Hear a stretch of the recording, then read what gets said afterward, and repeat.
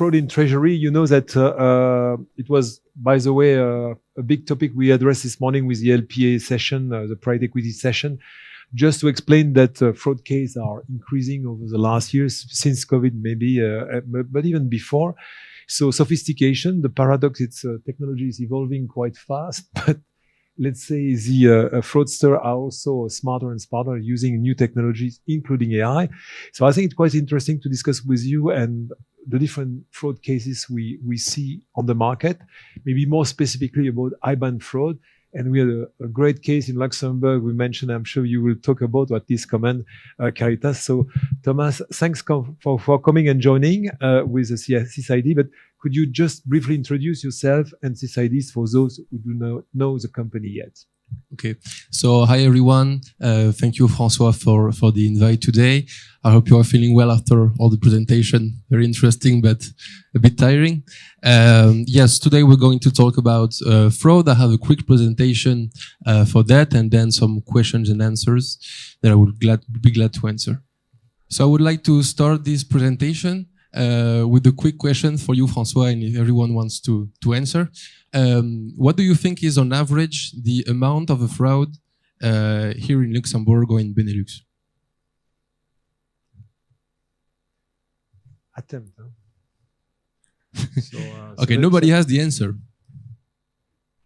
The answer is 200,000 euros in average for one fraud.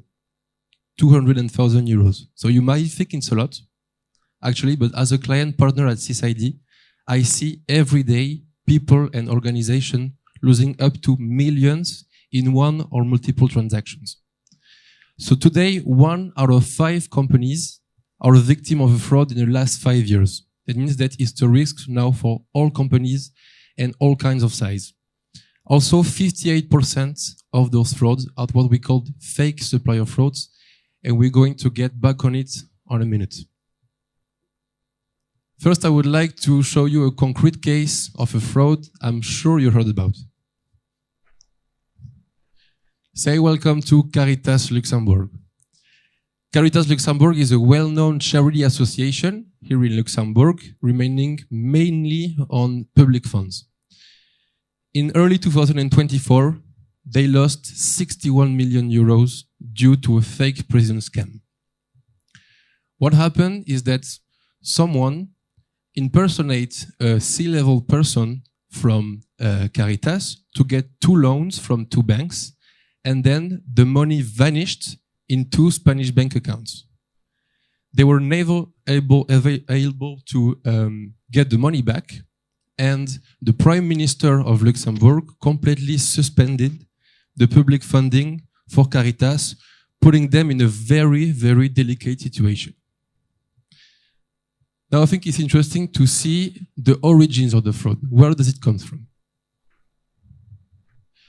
For me, there are 3 main factors that explains the rise of frauds today. The first of them is the digitalization of our processes. So nowadays, at corporates, I'm sure you use tons of financial tools, you use ERPs, you use treasury tools. I'm sure you also have social networks.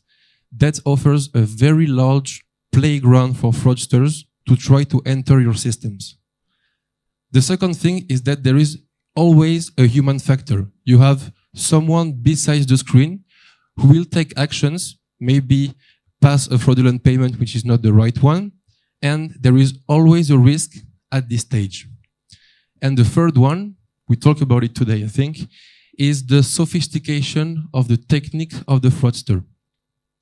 Nowadays, fraudsters, they will use sophisticated techniques. They will use deepfake. They will use voice scamming. They will use AI to try to rob you in a very technical way. Now let's have a look at 3 types of IBAN fraud that we see very usually at Sis ID. The first that we see on 58% of the cases is what we call the fake supplier fraud. That's when one of your suppliers will send you a fake invoice or will try to make a payment pass with fraudulent bank details. The average loss is approximately $50,000. Then we have the fake president fraud. So that's the case we have with Caritas, you remember? That's when someone will impersonate your CFO, your CEO, to try to make pass a fraudulent payment.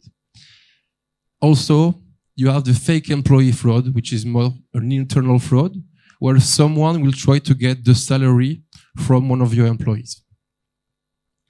Now you have some signals that you should take into account before making a payment that should raise an alert in your head.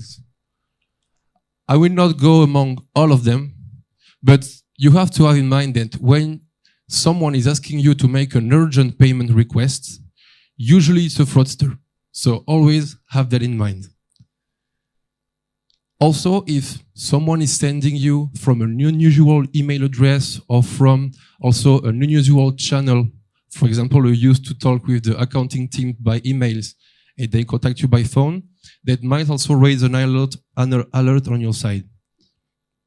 So using all of those target alarm that you should have in mind, you imagine it's important to put something in place against fraud in all companies. I like to see it as a funnel. The more steps you take, the more protected you will be. The first thing that you have to do, of course, is prevention and training for your teams. That's mandatory. In France, we like to say that a wise man counts for two. That's completely true for fraud. Then, after prevention and training, of course, you have to put processes in place against fraud. That means callbacks, for example, when you have a new vendor, modification of a vendor, but also what we call segregation of tasks, which is that the person modifying the vendor's details will not be the same than the one who proceeds to the payment. That's very important.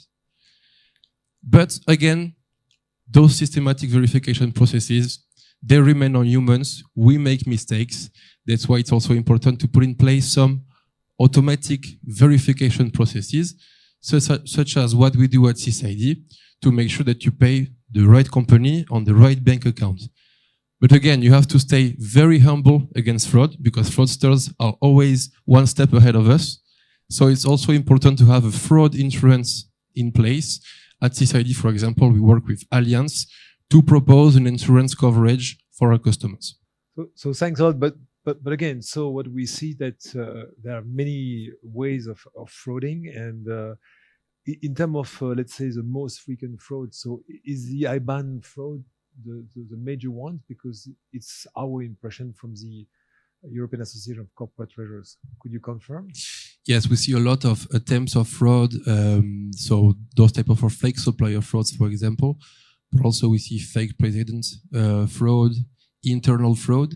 But yeah, the fake supplier fraud in 58% of the cases we saw in Benelux, so that's huge. And that's also the case at a more global level. Yeah. It's also interesting to see that sometimes they focus on some countries.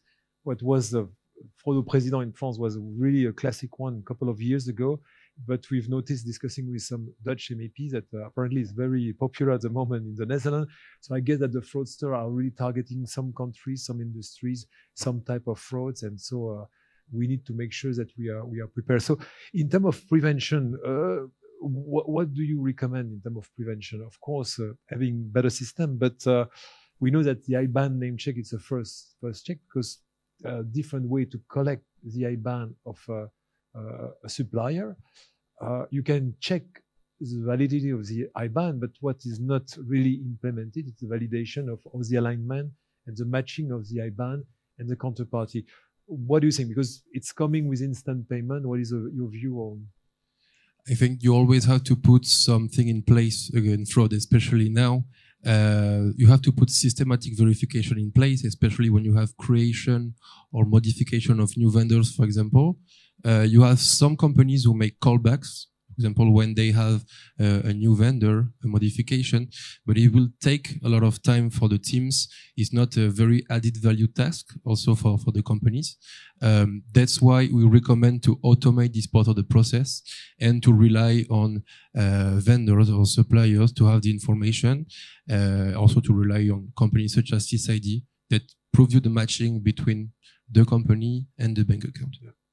So we can imagine that what will be, let's say, implemented for instant payment, because instant payment will per definition requires to have a certain guarantee, and you have 10 seconds for the bank to verify that the IBAN I pretend is mine is really mine.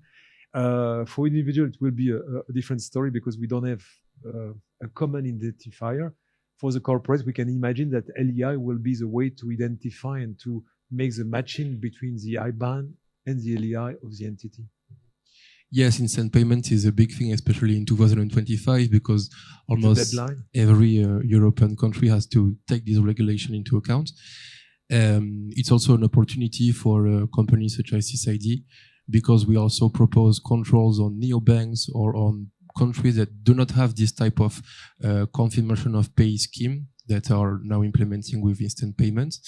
So I think having both solutions, instant payment validation and having another solution inside your company to secure your payments is now mandatory for all type of organization.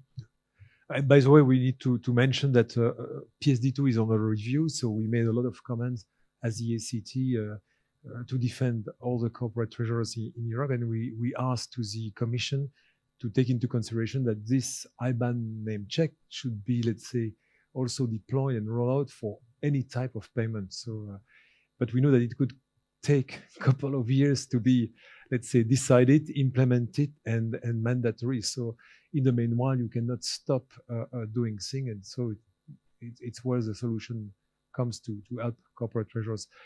A new solution, it's something that you can plug on a TMS, on a payment up solution.